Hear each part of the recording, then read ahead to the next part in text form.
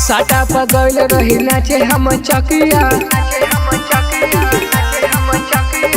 सापुर शिवहर वाला दिले बाबे नथिया।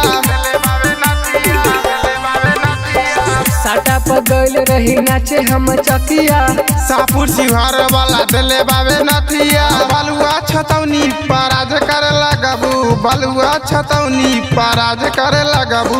लाइकन के प्यार वाला फीसदा अरे अपन जवानी हमरा जिला के लिख दा। अरे अपन जवानी हमरा जिला के लिख दा।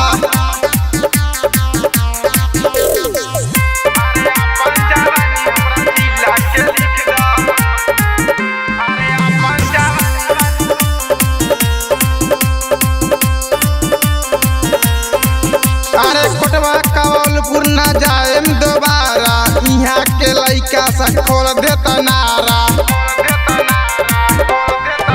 अरे कोटवा कवलपुर न जाएम दोबारा, यहाँ के लइका सा खोल देता नारा। बन जा तू चंपारण के माल हो, उहाँ के लइका सा रखी ख्याल हो।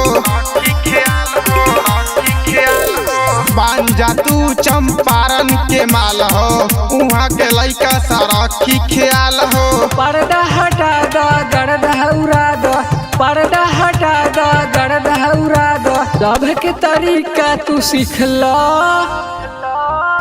अरे अपन जवानी हमरा जिला के लिख दा। अरे अपन जवानी हमरा जिला के लिख दा।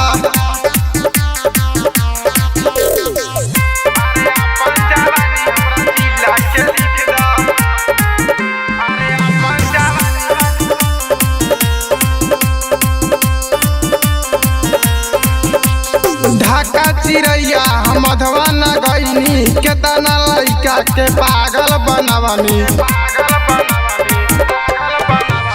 ढाका चिड़ैया हम मधवा न गईनी, केतना लइकन के पागल बनैनी। गोरी हो लइकन के जनी पगलाबा,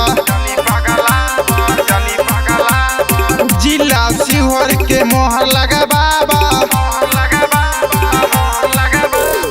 गोरी हो लइकन के जनी पगलाबा, जिला शिवहर के मोहर लगाबाबा। दिनेश दीवाना के सुनला बतिया, अशोक दीवाना के मानला तू बतिया। राउटी के माजा तू चीखला।